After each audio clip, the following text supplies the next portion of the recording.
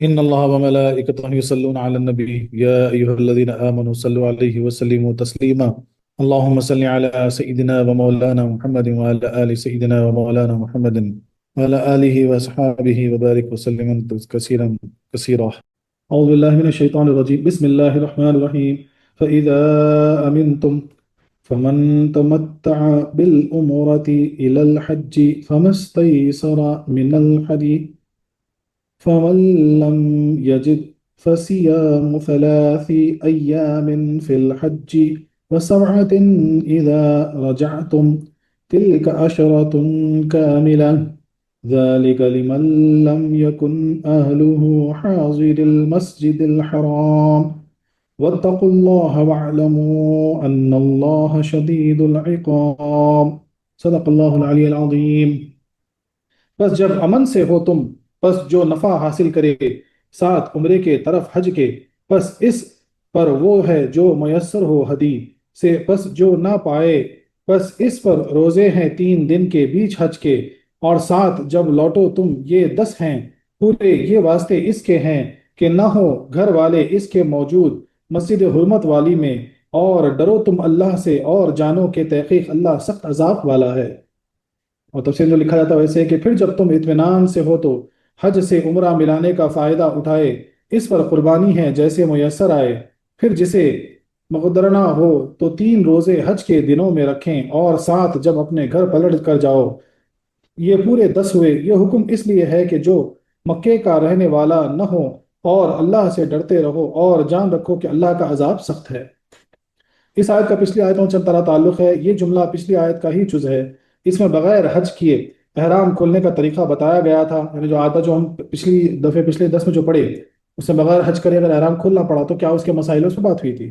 اس میں حج کرنے کے احکام فرمائے جا رہے ہیں۔ پچھلی جز میں حج و عمرہ پورا یعنی قرن یا تمتع کا اجمالی حکم دیا گیا تھا، اب اس کی تفصیل ارشاد ہو رہی ہے۔ پچھلے جز میں دم احصار یعنی حج سے رک جانے کی قربانی کا طریقہ بتایا گیا، اب دم تمتع یعنی تمتع کے شکریہ کی قربانی کا طریقہ بتایا جا رہا ہے۔ فَإِذَا أَمِنْتُمْ، یہ امن سے بنا جس کے معنی اطمینان بلا کا مقابل یہاں احصار کے مقابلے میں بولا گیا، کیونکہ وہ بھی گویا بلا ہی ہے۔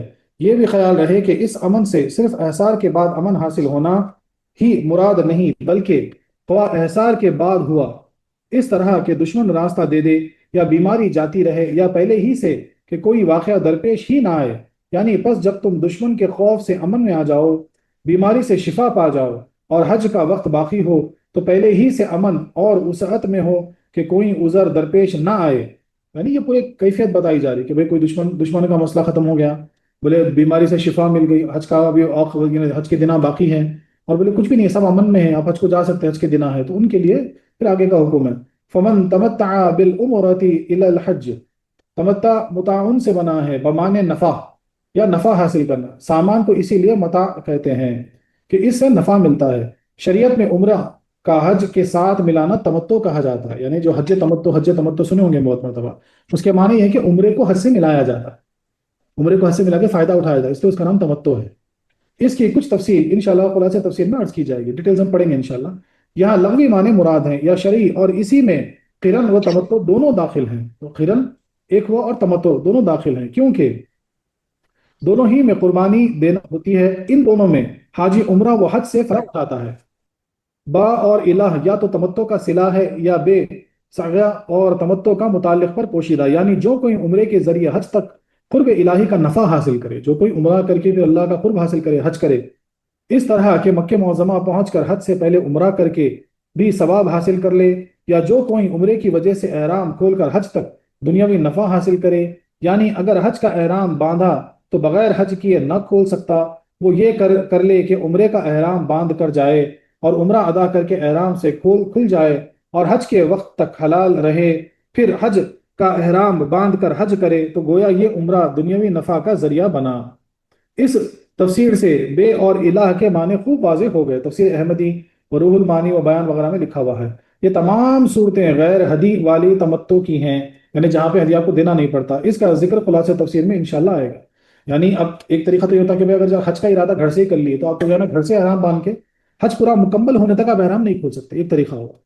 اور ایک طریقہ یہ جو تمتع والا طریقہ، اس میں کیا ہے کہ بھائی آپ گھر سے عمرے کی نیت سے احرام باندھ لیتے، وہاں گئے عمرہ کیا، احرام کھول دیے، عمرہ ہو گیا، پھر اس کے بعد جو بھی کاروبار وغیرہ جو بھی کام کاج جو بھی دیکھ لیے 8 ہجری کو، پھر جو ہے نا پھر حج کی نیت سے احرام باندھے اور پھر حج مکمل کیے، تو اس طرح کرنے کو تمتع کہا جاتا۔ فمس کئی سارا من الحدا، یہاں علیہ پوشیدہ ہے، اور من الحدا کا ماں کا بیان، یعنی اس پر قربانی واجب ہے جو بھی میسر ہو، اونٹ یا گائے یا بکری۔ خیال رہے کہ مذہب حنفی میں یہ شکریہ کی قربانی ہے، لہٰذا 10ویں ذی الحجہ کو ذبح ہوگی، اور خود کرنے والا بھی اسے کھا سکے گا۔ گویا حج و عمرہ کے جمع ہونے کا شکریہ ہے، جیسے کہ قرن کی قربانی اور عام قربانیاں۔ تو جیسے یہ کرنے کی اس کی وجہ سے قربانی کیوں لازم آتی ہے، اس میں شکر کی، اللہ کا شکر ادا کرنے کے لیے۔ تو 10 ذی الحجہ کو پھر آپ کو قربانی ادا کرنا ہے، قربانی دینا ہے اور اللہ کا شکر ادا کرنا ہے، اور اس قربانی کا گوشت قربانی کرنے والا بھی کھا سکتا ہے، یہ حنفی فقہ کے اعتبار سے ہے۔ امام شافعی رضی اللہ عنہ کے نزدیک گویا کفارے کی قربانی ہے، چونکہ اس نے میقات کو چھوڑ کر مکے سے حج کا احرام باندھا، اس کوتاہی کے عوض قربانی دلائی گئی، لہٰذا 10ویں ذی الحجہ سے پہلے ذبح ہوگی، اور قربانی کرنے والا اس میں سے کچھ نہ کھا سکے گا، جیسے کہ دیگر کفارات کی قربانیاں۔ لیکن آیت کی عبارات مذہب حنفی حمایت کرتی ہے، کیونکہ فما استیسر کی فے من تمتع کے جواب میں ہے، اور تمتع خدا کی نعمت ہے نہ کہ جرم، اور نعمت کا شکریہ ہوتا ہے نہ کہ جرمانہ۔ اب یہ یعنی امام شافعی کے پاس جو ہے نا اس کو شکریہ نہیں بولتے، بلکہ اس کو جو ہے نا ایک یعنی جیسے دم ادا کرنا ویسا اس کا طریقہ ہے، اور 10 سے پہلے ادا کرنا ہے، اور جو ہے نا اس میں سے کچھ لے نہیں سکتے، ایسا ان کا فقہی ایک مسئلہ ہے۔ لیکن مذہب حنفی میں جو ہے نا، کیونکہ تفسیر میں جو بے کی جو ظرف ہے یعنی اس پہ جو تمتع کے اوپر جو معطوف ہے، اس وجہ سے جو ہے نا اس کی یعنی جو معنی جو نکالے جا رہے ہیں وہ جو ہے نا نعمت والے ہیں، کہ اللہ تعالیٰ نے نعمت دی، حج کا ارادہ کیا، لیکن حج و عمرہ دونوں ہو گئے، تو گویا یہ اللہ کی نعمت ہے، اللہ کا شکر ادا کرنا ہے، اس لیے وہ شکر والی قربانی ہے۔ فمن لم یجد، جو کوئی قربانی کا جانور نہ پائے، کہ یا تو جانور ہی میسر نہ آئے، یا اس کے پاس قیمت نہ ہو، یا کوئی بازاری قیمت سے بہت مہنگی بیچ رہا ہو، تفسیر کبھی میں لکھا ہوا ہے، فصیام ثلاث ایام فی الحج، یہاں تو یا تو علیہ پوشیدہ ہے، یا یجب اور سیامن یا سومن کا مصدر ہے، اور ثلاثی اس کا مفعول، فی مضاف الیہ، اور یا سوم کی جمع اور اضافت فی کی، فی الحج یا تو سیام مصدر کے متعلق ہے، اور یا یجب فعل پوشیدہ کے حج سے مراد حج کے مہینے میں، یعنی شوال، ذی القعدہ اور 10 دن ذی الحجہ کے، مگر چاہیے کہ یہ روزے حج و عمرہ کے احراموں کے درمیان میں ہوں، قوا لگاتار رکھے یا علیحدہ، اگرچہ یہ 3 روزے شوال سے ذی الحجہ تک ہر وقت رکھ سکتا ہے، مگر بہتر یہ ہے کہ 7ویں، 8ویں، 9ویں ذی الحجہ میں لگاتار رکھے۔ اب یہاں پہ ایک نقطہ آپ کو سمجھنا ہے، وہ کیا ہے کہ بھئی اب پچھلی آیت میں تو ہم پڑھے تھے کہ بھئی ارادہ کر لیے، احرام باندھ لیے، لیکن اس کے بعد جو ہے نا حج نہیں ہو سکا، کسی وجہ سے عمرہ نہیں ہو سکا، تو وہ دم دینا ہے، ہم اس کا پڑھ لیے تھے لاسٹ ٹائم۔ ایک طریقہ ہے کہ بھئی کسی کا جانور مکے میں بھجا دے، وہاں پہ قربانی ہو کس دن کر رہا معلوم کر کے احرام کھول دے، جیسا ہم پچھلی آیت میں پڑھے تھے۔ اور ایک ہوتا کہ بھئی جو ہے نا کسی کی طبیعت خراب ہو گئی، سر میں کچھ چوٹ لگے، احرام کھولنا ہی پڑا یا سر منڈانا ہی پڑا، تو اس کا ایک الگ پڑھ لیے ہم، اس کا ایک مسئلہ جو تھا پچھلی تفسیر میں آ گیا کہ اس کے لیے دم دینا ہے یا روزے رکھنا ہے یا 6 مسکینوں کو گیہوں دینا، یہ پڑھ لیتے۔ اب آج کیا بات ہو رہی ہے کہ بھئی اب الحمدللہ امن سے سکون سے عمرہ ہو گیا، حج ہو گیا، سب ہو گیا، اب اس میں جو شکریہ کی جو قربانی دینا ہے، مثال کے طور پر 10 ذی الحجہ کو، وہ کسی وجہ سے نہیں دے پایا، کیونکہ قیمت بہت زیادہ ہے، اتنے پیسے نہیں ہیں، یا پھر جو ہے نا جانور کوئی نہیں لایا، جانور میسر نہیں ملا، جانور ہی آپ کو نہیں ملا، یا کوئی بھی ایسا مسئلہ ہو، تو آپ کو اس کا طریقہ کیا بتایا جا رہا ہے کہ سب سے پہلے تو 3 روزے رکھے حج کے دنوں میں، یعنی 10 ذی الحجہ سے پہلے آپ کو 3 روزے مکمل کرنا ہے۔ اب اس میں شوال، ذی القعدہ، 10 ذی الحجہ کا یہ جو 2 مہینے 10 دن جو ہوتا ہے نا، یہ پورے حج کے ایام کہلاتے ہیں، تو اس میں کبھی بھی رکھ سکتے، لیکن بہتر ہے کہ 7ویں، 8ویں اور 9ویں ذی الحجہ کو رکھ لیں 3 روزے۔ پھر اس کے آگے سنیے، فسیام، یہ 3 روزے سبغۃ اذا رجعتم، سبغہ کا قطف ثلاثی ایام پر ہے، اور اس کو بھی سیام سے وہی تعلق ہے جو ثلاثہ کو تھا۔ رجعتم میں غائب سے التفات ہے کہ لم یجد غائب تھا، اور رجعتم حاضر، اگر رجوع کے معنی پلٹنا ہے، مگر یہاں حج سے فارغ ہونا مراد ہے، کیونکہ حاجی فارغ ہو کر ہی واپس ہوتے ہیں۔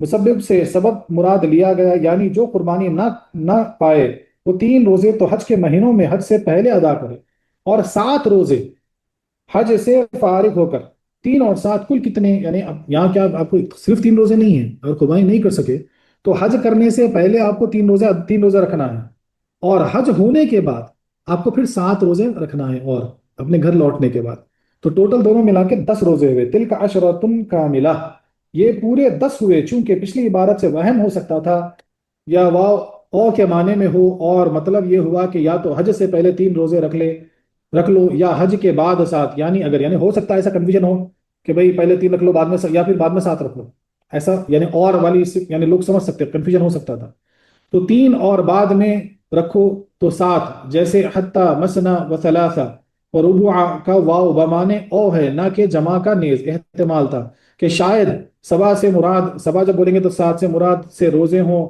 نہ کہ صرف 7، نیز احتمال تھا کہ کوئی کاتب غلطی سے سبا کو تسع لکھ جائے یعنی 9 لکھ جائے، یا پڑھنے والا تسع 9 پڑھ لے، نیز احتمال تھا کہ سبا 7 سے اگلے 3 روزے مل کر 7 مراد ہو، یعنی 3 تو حج سے پہلے اور 4 حج کے بعد، کل 7، یعنی یہ ساری کنفیوژن ہو سکتی تھی کہ جب 7 کا لفظ آیا تو بولے لوگ ایسا بھی پڑھ سکتے تھے کہ بھائی ٹوٹل 7 رکھنا ہے، تو بولے حج مکمل ہونے سے پہلے 10 ذی الحجہ سے پہلے 3 رکھ لو اور اس کے بعد گھر آ کے باقی کے 4 رکھ لو، ایسا کنفیوژن ہو سکتا تھا۔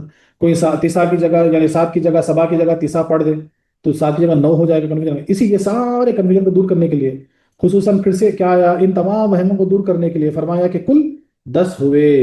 پھر شاید کوئی وہم کرتا کہ ان روزوں کا ثواب قربانی سے کم ہے اور اس سے تمتع ناقص ہوگا، اس لیے فرمایا گیا کہ کاملہ، کہ یہ 10 روزے قربانی کی طرح ہی کامل ہیں کہ ان سے تمتع بھی کل ہی ہو گئے، کامل بھی ہوگا، سبحان اللہ سبحان۔ تو وہ کنفیوژن دور کرنے کے لیے کلیئر سمجھا دیا گیا کہ آپ کو حج مکمل کرنے سے پہلے 3 روزے رکھنا ہے، حج مکمل ہونے کے بعد گھر واپس ہو کے آپ کو اور 7 روزے رکھنا ہے، ٹوٹل 10، اور یہ 10 روزوں کا جو ہے نا برابر قربانی کا ثواب، تمتع کا ثواب ضائع نہیں ہوگا، آپ کو مکمل ثواب ملے گا۔ یہ پورا کلیریفائی کیا گیا۔ یہ کس صورت میں ہے؟ اگر جانور قربانی کا میسر نہ ہو۔ ذَلِكَ لِمَن لَّمْ يَكُنْ أَهْلُهُ حَاضِرِ الْمَسْجِدِ الْحَرَامِ، ذَلِكَ سے یہ تمتع کی طرف اشارہ، یعنی یہ جو حکم ہے کس کے لیے ہے؟ اہلہ سے گھر والے، یعنی بال بچے مراد ہیں۔ اہل کس کو کہتے ہیں؟ بیوی اور بچوں کو اہل کہتے ہیں۔ حاضر غائب کا مقابل ہے بمانے موجود، یہاں مقیم ہونا یا واو کا باشندہ ہونا مراد مسجد حرام سے حرم شریف بلکہ سارا داخل میقات مراد ہے، یعنی میقات کی جتنی حدود ہے اس کے طور، یعنی یہ تمتع ان لوگوں کو جائز ہے جو میقات جائز ہے جو میقات کے اندر باشندہ نہ ہو، یعنی اب یہ دیکھیے بولتے ہیں نا سعودی گورنمنٹ نے حکومت لگائی، نہیں، یہ اللہ کا حکم ہے، جو مکے کے اطراف جو میقات کا پورا جو دائرہ ہے اس کے اندر کوئی بھی رہتا ہے اس کے لیے تمتع کا حکم نہیں ہے، وہ تمتع نہیں کر سکتا، یعنی عمرہ اور حج ملا کے نہیں کر سکتا۔ کیوں؟ اس کی ریزن کیا ہے؟ باہر سے حج کے لیے آئے ہوئے یعنی باہر سے جو ہے ان کے لیے، تفسیر احمد وغیرہ میں سب جگہ لکھا ہے، کیونکہ مکہ یا میقات والوں کو زمان حج میں عمرہ کرنا منع ہے، چونکہ باہر کے لوگ بار بار یہاں نہیں آ سکتے، انہیں ایک ہی سفر میں حج و عمرہ کرنے کی اجازت دے دی گئی۔ مکے والے ہر وقت کر سکتے ہیں، وہ زمان حج میں عمرہ کر کے پردیسیوں کی تکلیف کا باعث نہ بنے۔ سبحان اللہ، کیا دین ہے، دیکھیں کیا سبق ہے، سبحان اللہ سبحان اللہ۔ بولے کہ وہ تم لوگ تو قریب رہ رہے ہیں، کبھی بھی جا کے عمرہ کر لے سکتے، تم کو تمتع کی کیا ضرورت ہے؟ لیکن جو لوگ اتنی دور دور سے آ رہے، تکلیفیں اٹھا کے آ رہے، خرچ کر کے آ رہے، بولے ان کو تکلیف نہ ہو، بولے ان کو کرنے دو تمتع، ان کے لیے جائز، تمہارے لیے نہیں۔ واتقوا اللہ، اے مسلمانوں ادائے عبادت میں رب سے ڈرتے رہو، اس کے احکام کی مخالفت نہ کرو، خصوصاً حج احرام اور زمین حرم میں۔ وَاعْلَمُوا أَنَّ اللَّهَ شَدِيدُ الْعِقَابِ، یہ دھیان رکھو کہ اللہ کا عذاب بہت سخت ہے تاکہ تم سے کوئی گناہ صادر نہ ہو، چونکہ حج کے جواز کے لیے شرعی مسائل ہیں اور حج کی قبولیت کے لیے عشقی قواعد ہیں۔ شرعی قواعد پورا کر لینا آسان ہے مگر عشقی قواعد بمشکل ادا ہوتے ہیں، اس لیے فرمایا گیا ہے کہ بحالت حج اللہ کا خوف رکھو، اس کا عذاب سخت ہے۔ عشقی قواعد حرمین طیبین اور وہاں کی ہر چیز، ہر شخص کا ادب ہے، ادب والا وہاں سے گناہوں سے پاک ہو کر لوٹتا ہے اور بے ادب نیکیوں سے صاف ہو کر واپس ہوتا ہے۔ غرض کہ کوئی لے کر آتا ہے تو کوئی دے کر، دریا نمک کو گلا دیتا ہے مگر روٹی کو زیادہ بھاری کر دیتا ہے۔ بولے اگر آپ کے پاس نمک ہو یا روٹی ہو، اگر نمک لے کے دریا میں نمک کو ہلکا کر دے گی، دریا یعنی گلا دے گی، بہا دے گی، لیکن روٹی ہے تو پانی بھی کے اور وزن ہو جائے گی اور پھلا دے گی، موٹی ہو جائے گی۔ وہاں گناہوں کا نمک لے کر جاؤ، یعنی وزری کی روٹی یعنی غداری کی روٹی ہو یا گناہوں کی روٹی لے کر نہ جاؤ، اللہ حج مقبول نصیب کرے، حج مردود سے بچائے۔ یعنی اب یہ دیکھیے پورے احکام بتا کے پھر اللہ تعالیٰ پھر کیا ہے دلا رہے، بولے ڈرو اللہ سے، خوف رکھو، خوف رکھتے ہوئے عبادت کرو، بے خوف ہو کے جانا، بے ادب ہو کے مت کرو، کیونکہ جو تم ادب کرے گا وہاں سے پا کے آئے گا، لے کر آئے گا، اور جو بے ادب ہوگا وہ لٹ جائے گا، وہ نقصان اٹھائے گا۔ سبحان اللہ سبحان اللہ۔ تو یہ ایک یعنی اس کے پورے معنی بیان ہوئے۔ خلاصہ یہ ہے کہ زمانے جاہلیت میں حج کے زمانے میں عمرے کرنا سخت گناہ سمجھتے تھے اور کہتے تھے کہ جب اونٹوں کے زخم اچھے ہو جائیں اور ماہ سفر آ جائے تب عمرہ حلال ہے، ایسا ان کا ماننا تھا۔ اسلام نے ان کا یہ عقیدہ توڑا اور عمرے کو حج میں داخل فرما کر اسی لیے آیت کریمہ اتری، پورے منصوب میں لکھا ہوا ہے۔ جن میں فرمایا گیا کہ اے مسلمانوں، یہ تو احصار یعنی معذوری کے حکم تھے، اگر تمہاری معذوری دفع ہو جائے اور حج کا وقت باقی ہو تو تم حج پا سکو، یا اگر تم محصر نہ ہو، امن میں ہو، تو جو کوئی عمرہ اور حج کا تمتع کر کے انہیں ملا کر ادا کرے تو اس پر اس بڑی نعمت کے شکر میں یہ قربانی واجب ہے، اونٹ، گائے یا بکری جو میسر آئے ذبح کر دیں۔ ہاں، جو غریبی یا مجبوری یا جانور کی نایابی کی وجہ سے قربانی نہ کر سکے، اس پر 10 روزے واجب ہیں، 3 تو ادائے حج سے پہلے مگر حج کے مہینوں میں، اور 2 احراموں کے بیچ میں ہوں، اور 7 حج سے فارغ ہو کر 3 اور 7 سے دھوکہ نہ کھانا، بلکہ 10 روزے ہیں اور قربانی ہی کی طرح کامل اور مکمل، مگر خیال رہے کہ تمتع انہی لوگوں کے لیے جائز ہے جو حدود میقات کے رہنے والے نہ ہوں۔ دور سے حج کرنے آئے، ہمیشہ اللہ سے ڈرتے رہو، اس کا عذاب سخت ہے، لہذا حج کرنے والا حاجی تو بن جانے کے بعد بھی اس سے ڈرتے رہو، یہ نہ سمجھو کہ اب تو ہم حاجی ہو گئے۔ جو نیک و بد اعمال چاہیے کریں، جیسے روپیہ کمانا ہے آسان مگر کمائیں اس کا سنبھالنا مشکل، جیسے بولتے ہیں نا روپیہ کمانا آسان سنبھالنا مشکل، ایسے ہی حج کر لینا آسان ہے مگر حج کا سنبھالنا بہت دشوار۔ ہر وقت ڈرتے رہو کہ کہیں ایسی حرکت نہ ہو جائے جس سے حج وغیرہ سارے اعمال برباد ہو جائیں۔ اس لیے رب تعالیٰ نے حج کے مضمون کو ختم کرتے وقت اپنے عذاب کا ذکر فرمایا، اے گنہگارو مایوس نہ ہو، اللہ غفار ہے، اور نیککارو دلیر نہ ہو، اللہ قہار ہے۔ سبحان اللہ، سبحان اللہ، یعنی قہار و جبار ہے، یعنی اب کیا مثال دی جا رہی ہے کہ بھائی حج کر لینا آسان ہے، اسی طرح کہتے ہیں نا بہت وقت ایسا ہوتا ہے کہ بھائی جو ہے نا بڑی یعنی مراقبہ کرنا آسان ہے، محفل کر لینا آسان ہے، بولتے ہیں نا جو ڈاؤن لوڈ یعنی نور کو ڈاؤن لوڈ کر لینا بہت آسان ہے، اس کو قائم رکھنا بہت مشکل ہے، ایسی کوئی حرکت نہ ہو جائے کہ برباد ہو جائے۔ تو حج کے متعلق دیکھیں قرآن کا طریقہ، قرآن خود سبق دے رہا ہے، اللہ تبارک و تعالیٰ خود ہم کو سبق دے رہا ہے۔ بولے اتنی اچھی عبادت کر رہے تم، اتنی اچھی عبادت کر لے رہے، ایسے ہو جا رہے جیسے کہ پاک و صاف دھل جا رہے، پھر اس کے بعد اگر اللہ کا خوف نہیں رہا، جو دل میں کرنے بیٹھے، پھر گالی گلوز، پھر جو ہے نا دھوکہ دھڑی، پھر لوگوں کا حق مان لے رہے، پھر جو ہے نا جہازہ جلن، پھر جو ہے نا ریاکاری دکھاوا سب اگر باقی ہے تو بولے تمہارا حج گیا پھر، بولے وہ حج کرنا کوئی کام کا نہیں۔ اللہ اکبر، اللہ اکبر۔ اس لیے حاجی کی تو اور بڑی ذمہ داری ہو جاتی کہ حج کرنے کے بعد جو ہے نا اور اللہ سے ڈرتے رہے، اللہ کے خوف میں رہے، کوئی ایسا یعنی کام نہ ہو جائے، کوئی ایسا عمل نہ ہو جائے جس سے جو ہے نا حج برباد ہو جائے۔ اللہ اکبر، اللہ اکبر۔ اور یہاں پر حج کی قسموں کی طرف جو ہے نا کچھ یعنی گفتگو ہے۔ حج و عمرہ کے 4 طریقے ہیں، ایک افراد بالحج، دوسرا افراد بالعمرہ، تیسرا قرن، چوتھا تمتع۔ افراد بالحج یہ ہے کہ صرف حج کا احرام باندھا کرو، وہی ادا کرے، اس کے ساتھ عمرہ نہ کرے، اس کو افراد بالحج کہتے ہیں۔ اس کا احرام 10ویں ذی الحجہ کو طواف زیارت سے کھلے گا، خواہ کبھی بھی باندھے، جب بھی باندھے، گھر سے 2 مہینے پہلے باندھو، 15 دن پہلے باندھو، 1 مہینہ پہلے باندھو، 10 ذی الحجہ کو قربانی کے ساتھ احرام اس کا کھلے گا۔ افراد بالعمرہ یہ ہے کہ صرف عمرے کا احرام باندھ کر عمرہ ہی کریں، یا تو اس سال حج کرے ہی نہیں، یا گھر لوٹ آئیں اور پھر نئے سفر سے حج کریں۔ بولے خالی عمرے کی نیت تھی، احرام باندھے گئے، عمرہ کرے اور عمرہ کھول دے، اس کو عمرہ انفرادی کہیں گے، جو آج کل بہت سارے لوگ کرتے ہیں۔ اس واپسی کا نام اتمام ہے۔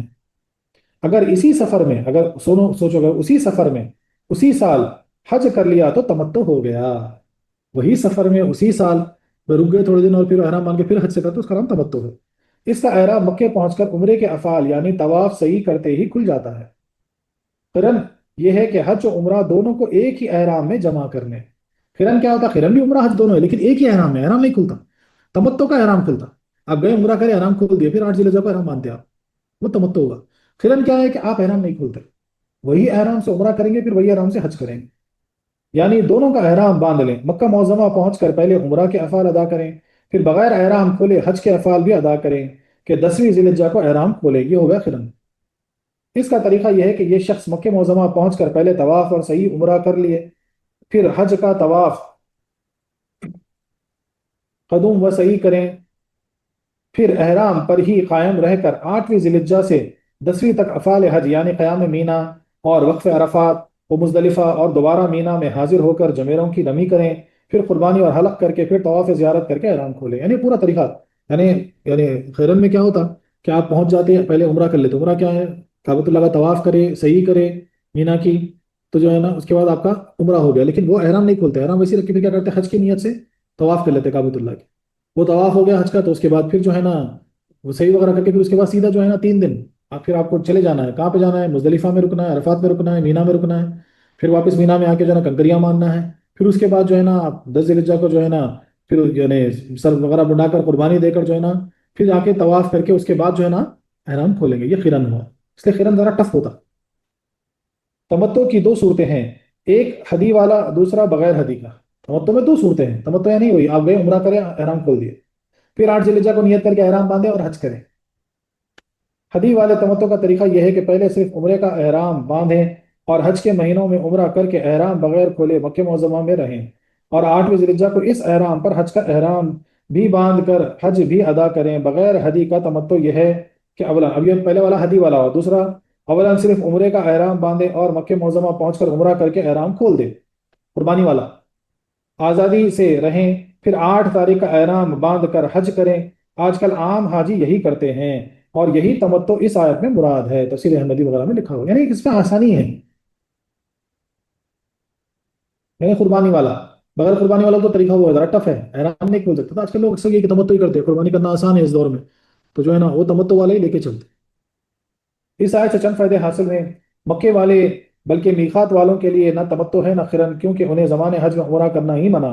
اگر وہ لوگ تمتع یا قرن کر بھی لیں تو ان پر کفارہ جرم کی قربانی واجب ہوگی، نہ کہ شکریہ کی، کیونکہ انہوں نے یہ جرم کیا ہے۔ دیکھو عبادت میں جرم ہو جاتا، اس لیے بولتے عبادت میں بھی حد سے نہیں بڑھنا، جتنا حکم ہے اتنا ہی ادا کرنا۔ تو بولے میقات والے جتنے ان کو وہ کبھی قرن نہیں کر سکتے نہ تمتع کر سکتے، ان کو خالی حج کر سکتے، اور عمرہ تو کبھی بھی کر سکتے، اس لیے جو ہے نا ان کو وہ نہیں ہے، اور اگر کوئی کر بیٹھا تو پھر وہ جرم ہے، لہٰذا خود اس قربانی سے کچھ نہیں کھا سکتے، اگر جرم والی قربانی ہے تو کھا نہیں سکتے۔ تمتع کی قربانی شکریہ کی ہے نہ کہ جرم کی، کیونکہ زمان حج میں عمرے کی اجازت ملنا خدا کی نعمت ہے، نیز ایک سفر میں چھوٹے بڑے 2 حج کر کے جانا بھی خدا کا عین کرم، قربانی اس کا شکریہ ہے نہ کہ گناہ کا کفارہ۔ یہ حنفی فقہ کے اعتبار سے ہو کہ اللہ کا بہت بڑا کرم ہے، ایک سفر میں چھوٹا حج بھی ہو جا رہا، بڑا حج بھی ہو جا رہا، بولے وہ شکر میں جو ہے نا قربانی ادا کر دیتے۔ خیال رہے کہ ذبح 2 قسم کے، ذبح بھی 2 قسم کے، ذبح عادت، ذبیہ عادت یعنی عادت کے طور پر ذبح کرنا، اور ہوتا ہے ذبح عبادت۔ ذبیہ عادت تو وہ ہے جو دن رات ہم کھانے کے لیے جانور ذبح کرتے رہتے ہیں، اب ہمیشہ جو جانور کرتے رہتے ہیں بسم اللہ اللہ اکبر کر کے، وہ ذبیہ یعنی عادت والا ہے، ان پر نہ عذاب نہ ثواب۔ ذبیہ عبادت وہ ہے جو رب کو راضی کرنے کے لیے کیا جائے۔ اس ذبیہ کی 2 قسمیں ہیں، ذبیہ جنائیت اور ذبیہ شکر۔ بولے ایک ہوتا ذبیہ عبادت جو اللہ کو راضی کرنے کے لیے کیا جائے، اس کی بھی 2 قسمیں ہیں، ایک ہے ذبیہ جنایت اور ایک ہوتا ذبیہ شکر۔ ذبیہ جنایت تو حج یا عمرہ ہی ہوتا ہے، جبکہ کوئی واجب چھوٹ جائے، کوئی واجب چھوٹ گیا تو وہاں پہ جو کرتے آپ دم دیتے اس کو بولیں گے۔ اس ذبیہ کی نہ تاریخ مقرر ہے، نہ اس میں سے مجرم خود کھا سکتا ہے، بولے نہ تاریخ ہے نہ آپ کچھ کھا سکتے، دم دینا ہے، انہیں قربان کر کے بانٹ دینا ہے، صدقہ دے دینا ہے۔ ذبیہ شکر 3 قسم کے ہیں، پھر ذبیہ شکر جو ہے وہ 3 قسم کے ہیں۔ بچے کا عقیقہ، جب بچہ ہو پیدا، عقیقے میں ہم شکر پہ جو قربانی دیتے وہ ذبیہ شکریہ ہے۔ بقرعید کی قربانی جو ہمیشہ جو ہے نا اکثر عید الاضحیٰ میں دیتے ہیں، وہی شکر والی قربانی ہے۔ اور تمتع یا قرن کا ذبیہ، تمتع اور قرن جو عمرہ حج ملا کے کرتے ہیں آپ، وہ قربانی، یہ تینوں چیزوں سے آپ بھی کھا سکتے ہیں۔ اس ذبیہ کی تاریخ بھی مقرر ہے، اور خود کرنے والا کھا بھی سکتا ہے، اس کی تاریخ مقرر ہے۔ اب دیکھو عید الاضحیٰ میں جو کرتے ہیں عید کے دن ہی، عید کے 3 دنوں میں ہی کرنا ہے، بعد میں نہیں کر سکتے۔ عقیقے میں جس دن عقیقہ کرے اس دن کر دیے، بات ختم۔ ویسے قرن ہو گیا، تمتع ہو گیا، تو 10 ذی الحجہ میں آپ کو کرنا ہی کرنا ہے قربانی، بعد میں نہیں رکھ سکتے، تو اس کی تاریخ بھی فکس ہے، اور کرنے والا بھی اس کو استعمال کر سکتا ہے۔ مرد اپنے بیوی بچوں کے مقیم ہونے سے مقیم مانا جائے گا، کیونکہ اس آیت میں بال بچوں کے مقیم ہونے کا ذکر کیا گیا، لہذا جہاں کسی کی بیوی مقیم ہو کر موجود ہو وہاں پہنچ کر یہ شخص مقیم ہوگا، نہ کہ مسافر۔ مجھے اگر بیوی کا وہاں گھر ہے، بچے بیوی رہتے ہیں، تو وہاں جیسے آپ پہنچ گئے تو آپ مسافر نہیں کہلاتے، پھر آپ وہاں کے باشندے کہلائیں گے۔ نماز پوری پڑے گا نہ کہ قصر۔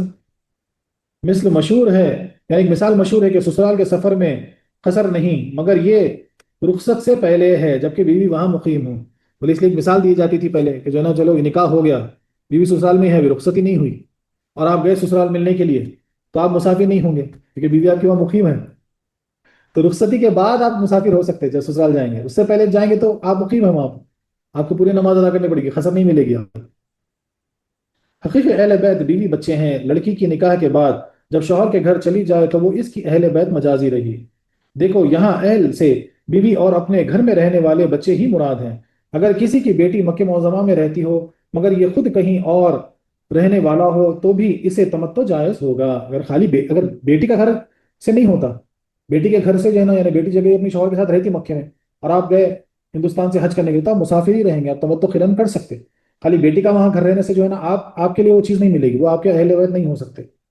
لہٰذا رافضیوں کا ازواج مطہرات کو حضور کا اہل بیت نہ ماننا باطل ہے۔ اور اس آیت کا کیا مطلب کرے گے؟ دیکھو، ایک وقت حضرت زینب بنت رسول اللہ صلی اللہ علیہ وسلم مکے میں اپنے شوہر ابو العاص کے پاس رہتی تھیں، اور حضور علیہ الصلوۃ والسلام مدینہ منورہ میں، مگر حضرت زینب کے وہاں رہنے سے حضور علیہ الصلوۃ والسلام صحیح کر کے مقیم نہ مانے گئے۔ اور جب عثمان، یعنی ایک مثال، نبی کریم صلی اللہ علیہ وسلم آپ کے، حالانکہ آپ کی بیٹی جو ہے نا وہاں رہتی تھی مکہ مکرمہ میں، لیکن آپ جو ہے نا پھر بھی نا مسافر میں ہی شمار ہوئے۔ اور ایک مثال، جب عثمان غنی اللہ عنہ نے مکہ معظمہ میں بھی ایک نکاح کر لیا اور اپنی اس بیوی کو وہاں ہی رکھا، تب آپ نے یہاں آ کر قصر نہ کیا، پوری نمازیں پڑھی، جیسا کہ حدیث جاننے والوں پر ظاہر ہے۔ لہٰذا اہل بیت رسول اللہ صلی اللہ علیہ وسلم کے جو فضائل قرآن کریم میں وارد ہوئے، اس میں ازواج پاک حقیقتاً داخل ہیں، اور اولاد شریفہ مجازن بطریق عموم مجاز اہل بیت سکونیت اور اہل بیت ولادت، یعنی گھر میں رہنے والے اور گھر میں پیدا ہونے والے دونوں شامل ہیں۔ یعنی یہ نقطہ سمجھنا ضروری ہے۔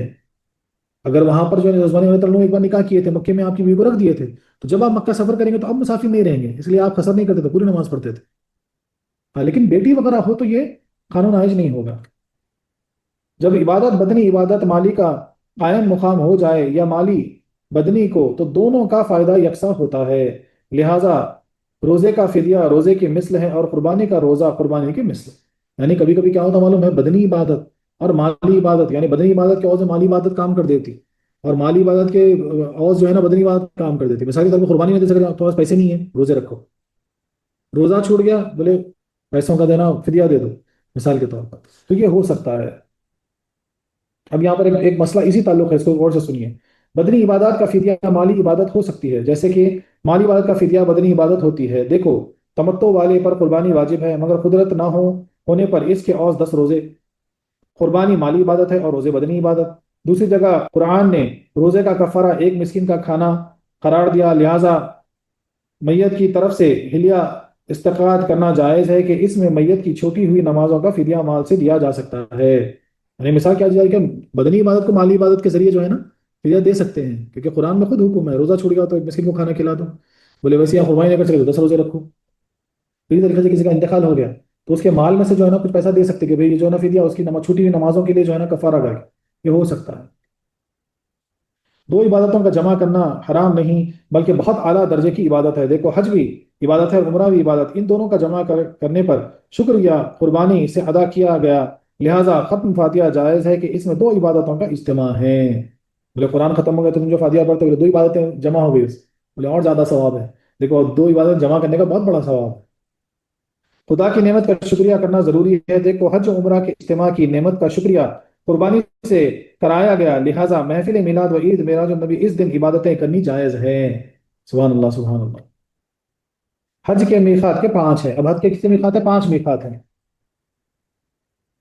یمن اور ہند والوں کے لیے یالملم پہاڑ یہ میقات ہے، یالملم کے نام سے مشہور ہے۔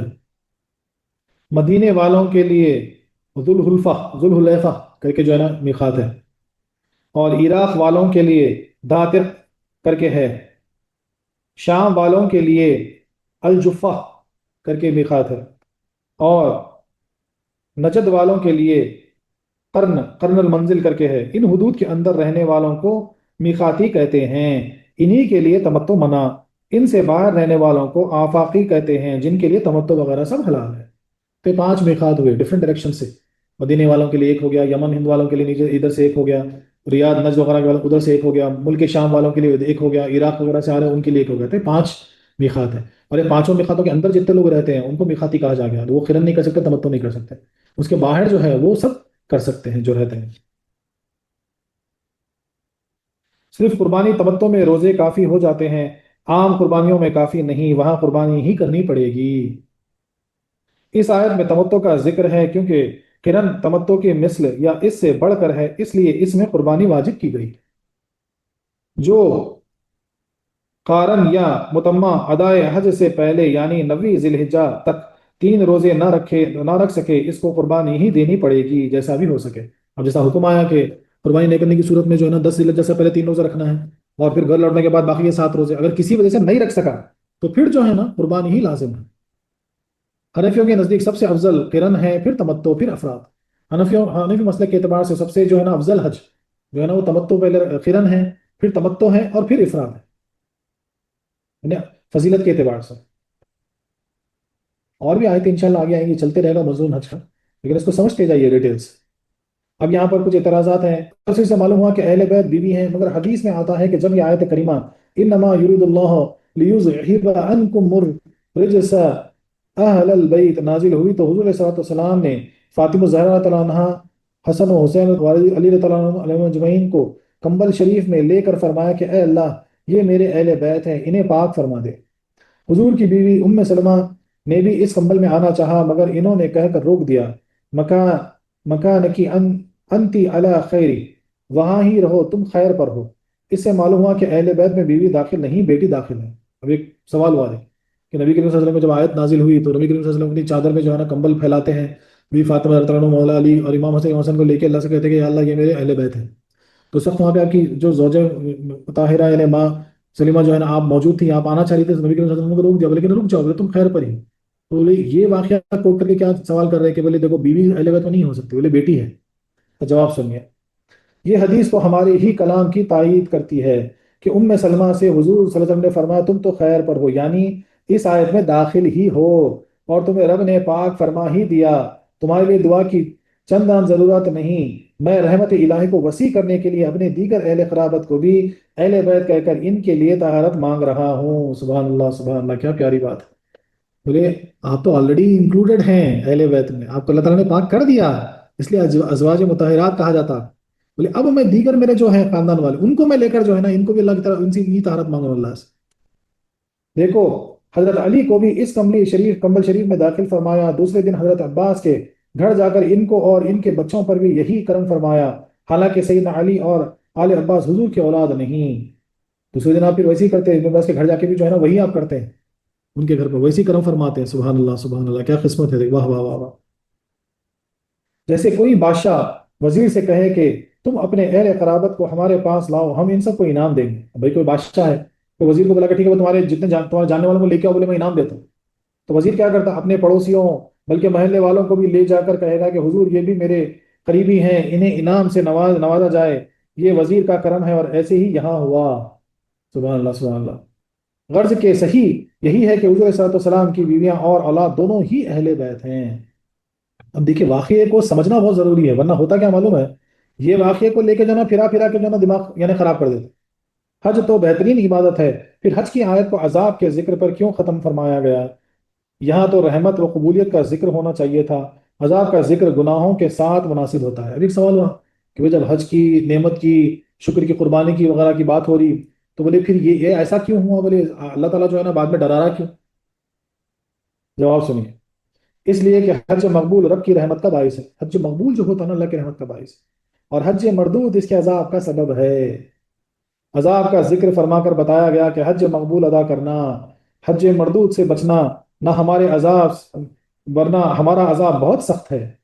خیال رہے کہ حج مقبول کی علامتیں تین ہیں۔ اب اس کو بہت غور سے سنیے، انشاءاللہ سب کو اللہ تعالیٰ حاجی بنائے، زندگی میں حج کرنا نصیب فرمائے۔ لیکن یہ تین صفتیں یاد رکھیے کہ حج مقبول جو ہوتا نا، کوئی حج کو جا کے اس کا مقبول ہو کیسے معلوم ہوتا؟ تین علامتیں ہیں۔ حج کے بعد ہمیشہ کے لیے دل نرم ہونا، حج کر کے آ گئے اب ہمیشہ دل نرم ہوگا۔ گناہوں سے نفرت ہو جانا، گناہوں سے اس کو نفرت ہوگی۔ نیک اعمال کی رغبت ہو جانا، وہ نیک اعمال کی طرف ہی جھکا ہوا رہے گا۔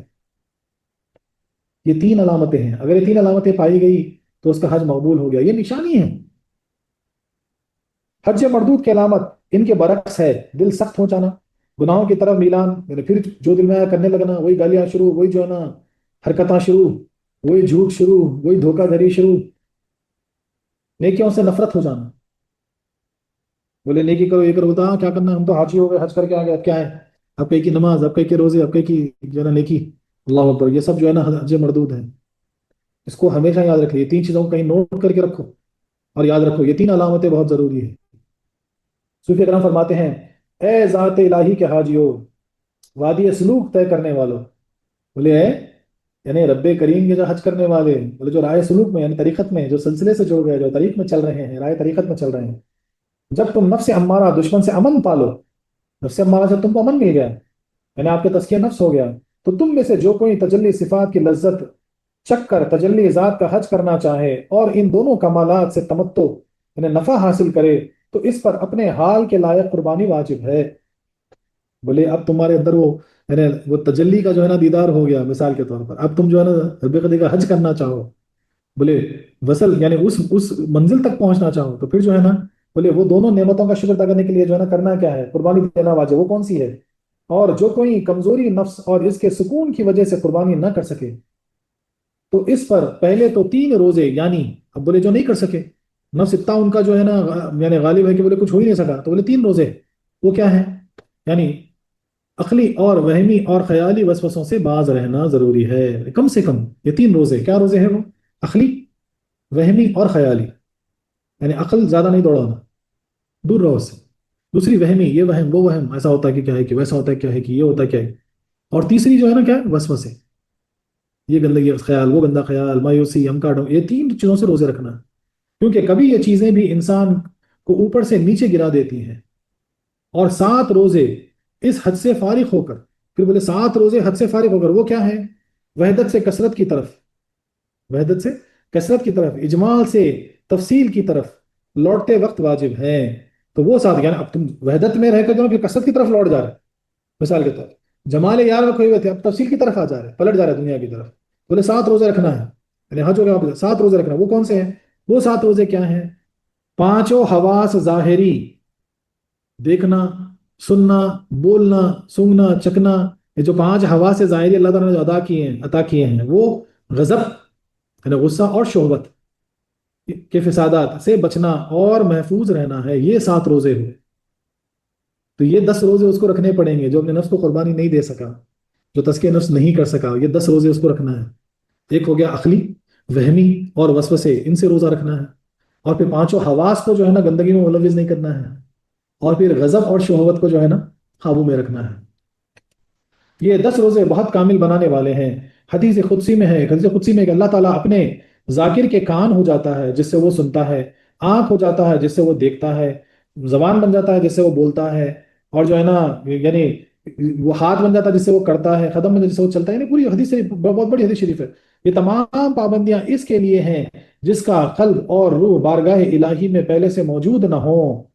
بولے کس کے لیے پہلے موجود نہیں تھا؟ بولے اب ذکر وغیرہ کے جو ہے نا پہنچ رہا وہاں پہ تو اس کے لیے، بلکہ دور سے چل کر آئے، وادی محبت طے کر کے وہاں قدم رکھے۔ جو حاضرین بارگاہ میں ہیں، جو حاضرین بارگاہ ہیں، بارگاہ میں ہی ہیں، انہیں نہ ایسا مجاہدے کی ضرورت ہے اور نہ اتنی ریاضت کی حاجت، وہ تو شروع ہی سے واصل حق ہیں۔ بولے جو اللہ والے ہیں، جو آلریڈی جو ہے نا اس مقام پر ہے، بولے ان کو یہ سب کرنے کی ضرورت نہیں ہے، بولے وہ تو پہلے سے جو ہے نا واصل باللہ ہے اور محبوبین میں سے ہیں۔ سبحان اللہ، سبحان اللہ۔ تم ان پر اپنے کو قیاس نہ کرو اور اللہ تک پہنچنے میں گناہوں کے بوجھ سے بچو کہ اس سے راستے میں بہت تکلیف ہوگی، اس کا عذاب بھی سخت ہے اور راستہ بھی کٹھن۔ بولے جتنا وزن ڈالو گے، جتنا عذاب، جتنا گناہ کرو گے، اتنا زیادہ گٹی بڑھے گی، اتنا زیادہ وزن ہوگا چلنے کے لیے۔ بولتے اس کو کم کرو، ہلکا کرو، اور یہ 10 روزے رکھتے ہوئے جو ہے نا آگے بڑھ جاؤ، تاکہ پھر واصل باللہ ہو جاؤ، تم کو حقیقی حج نصیب ہو جائے۔ سبحان اللہ، سبحان اللہ۔ اور جو میقاتی ہیں رہنے والے، مطلب کیا ہے کہ جو آلریڈی اس مقام پر ہے، کوئی غوث ہے، کوئی قطب ہے، کوئی ابدال ہے، تو اس کو ضرور، وہ تو اس مقام پر ہی ہے، وہ تو وحدت کے نشے میں ہے، اس کو جو ہے نا یہ سب نہیں ہے۔ سبحان اللہ، سبحان اللہ۔ وآخر دعوانا أن الحمد لله رب العالمين.